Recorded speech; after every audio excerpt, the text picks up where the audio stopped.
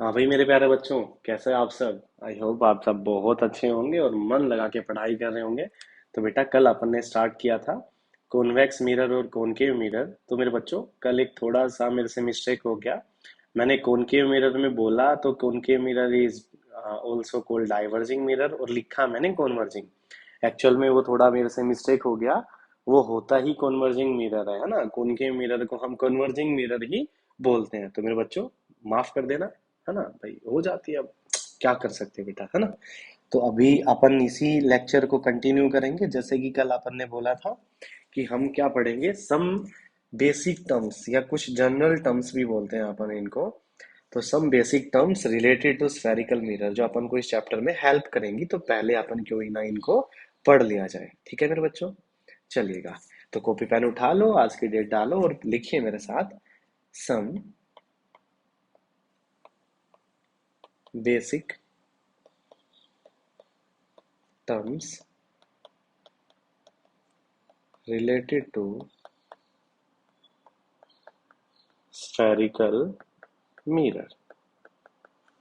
तो बेटा सबसे पहली जो बेसिक टर्म आती है मेरे बच्चों, वो आती है centre of curvature.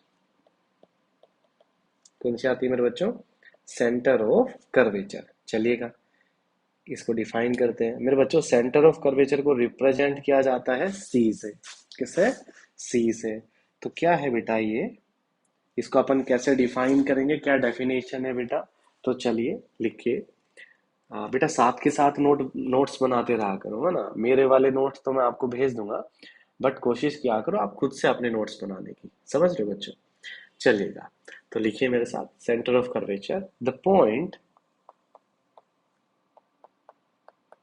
Point in space that represents the center of holosphere from which the spherical mirror from which the spherical mirror was cut is called center of curvature। तो बेटा centre of curvature को कैसे define किया? वो point space के अंदर जो किसको रिप्रेजेंट करेगा बेटा? सेंटर को। और वो भी किसके? जो अपन ने होलोस्फियर लिया है उसके सेंटर को, जिससे हमने एक स्फेरिकल मिरर को क्या किया था? कट किया था। तो बेटा आप इसको ऐसे भी डिफाइन कर सकते हैं कि द सेंटर या the point from which we make a spherical mirror, या जिस पॉइंट से अपन ने स्फेरिकल मिरर को कट किया था ना, उसको बोल देंगे अपन सेंटर ऑफ कर्वेचर। जैसे अपन ने ये एक सेंटर क्या है बेटा यहाँ का, इसको इस पॉइंट को बोलेंगे सेंटर ऑफ कर्वेचर। भाई आपने इसी सेंटर से तो स्फीयर को, कंप्लीट होलो स्फीयर को ऐसे फॉर्म किया। ओ सर ये तो अंडाकार बना दिया सर। क्या कर रहे हो सर आप? यार एग्जैक्ट तो मैं कैसे बनाऊं, थोड़ा सा कोशिश करूंगा, ठीक है ना। है ना, तो हमने ऐसे, तो सर इसका ये सेंटर थोड़ी ना हुआ। तो बेटा मैं कहीं यहाँ मान लेता हूँ इसका सेंटर। अब ठीक है। तो बेटा वो सेंटर जिससे अपन ने स्फेरिकल मिरर को फॉर्म किया है उसको बोला गया सेंटर ऑफ कर्वेचर। बात समझ में आई कि नहीं आई? ठीक है। इसके बाद आते हैं बेटा सेकंड पॉइंट, जिसको बोला गया पोल और वर्टेक्स। क्या बोला गया मेरे बच्चों? पोल और वर्टेक्स, जिसको पी से क्या किया जाता है? रिप्रेजेंट किया जाता है। तो पहले लिख लेते हैं अपन इसको। सो इसको बोला गया the middle point on the middle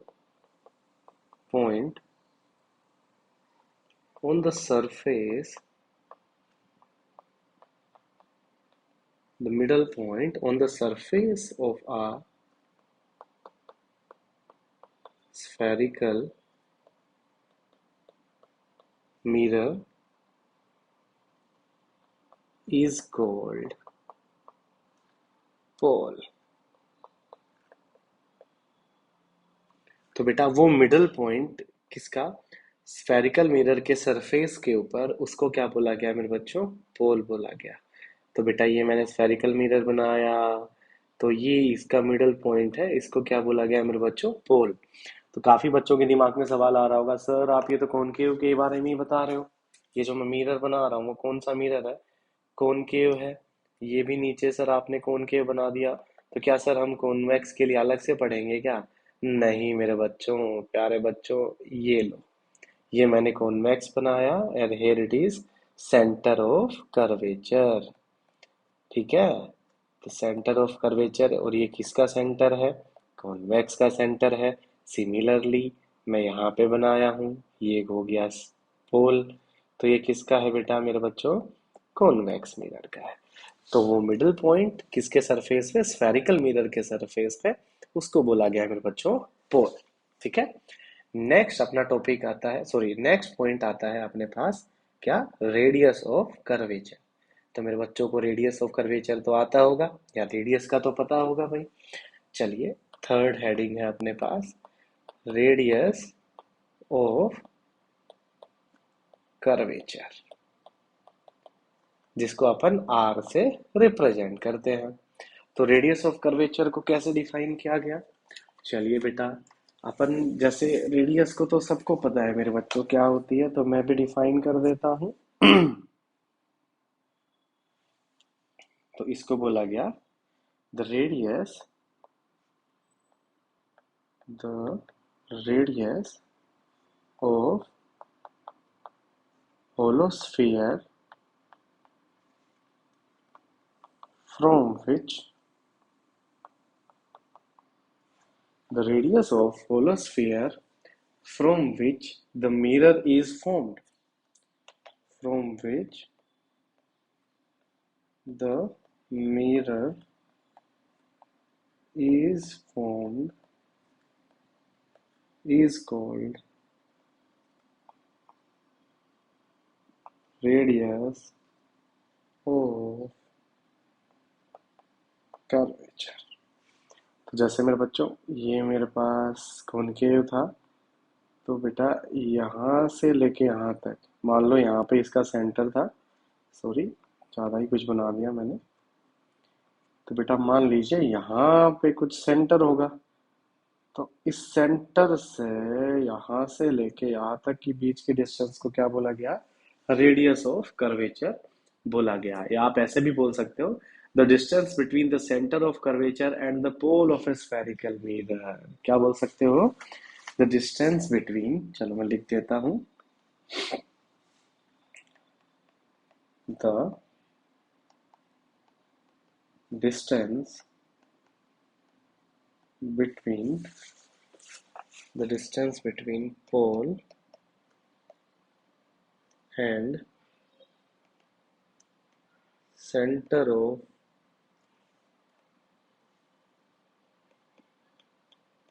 curvature of spherical mirror, है ना, वो यही तो है भाई, डिस्टेंस इस पोल से सेंटर ऑफ कर्वेचर के बीच की।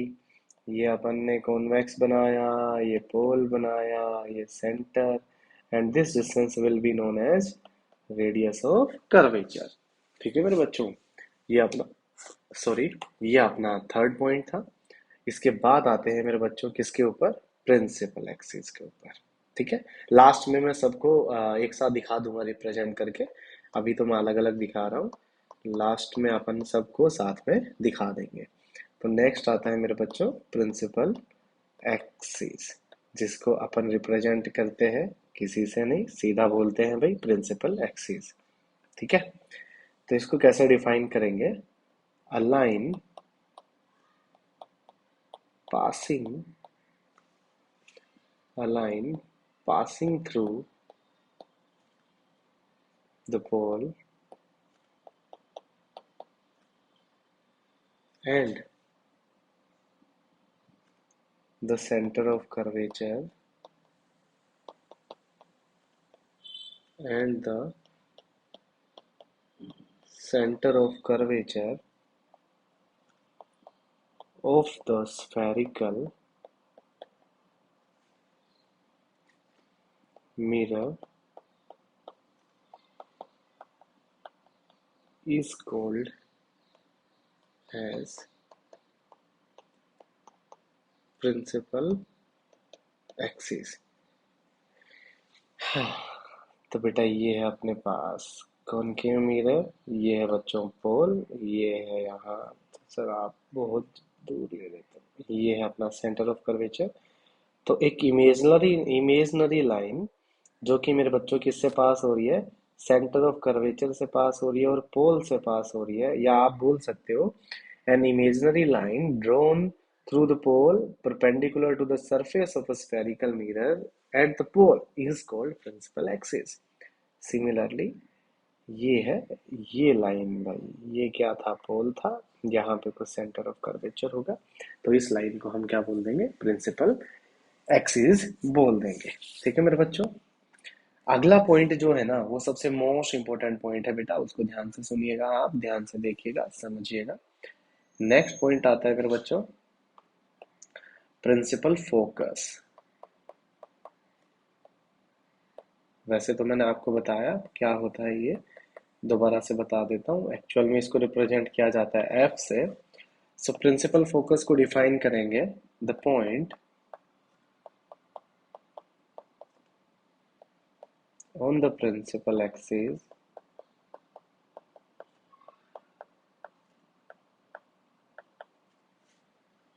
वेयर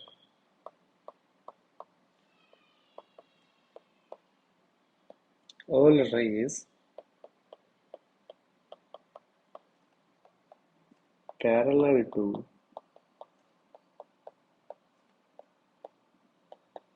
principal axis either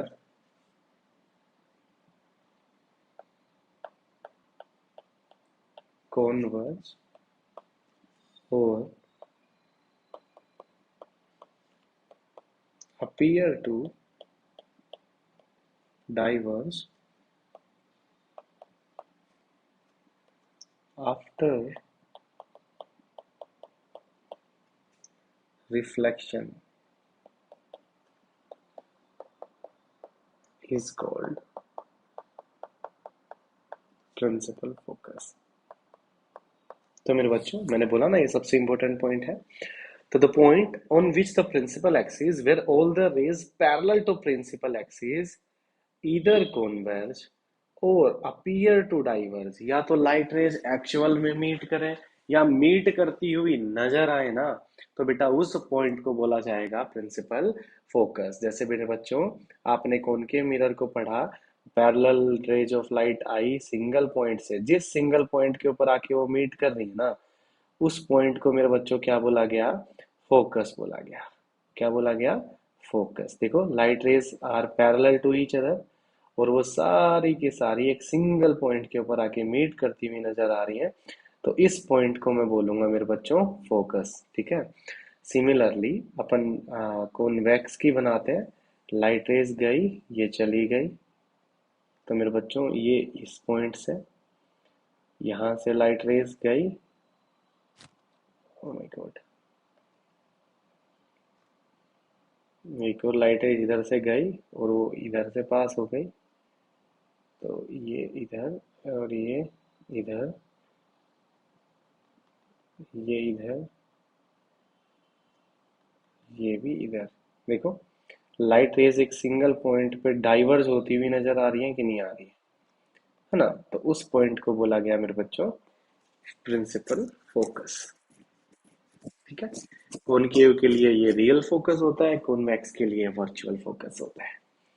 ठीक है भाई। नेक्स्ट आते हैं मेरे बच्चों, ये फोर्थ ही था ना, सॉरी ये तो था फिफ्थ सर, गिनती नहीं आती है सर का, फिजिक्स पढ़ा रहे हैं, सॉरी बेटा। सिक्स्थ है बेटा, फोकल लेंथ, जिसको रिप्रेजेंट किया जाता है स्मॉल एफ से। अब तो ये इजी टर्म्स है। फोकल लेंथ क्या है मेरे बच्चों, the distance between the distance between the focus and pole of a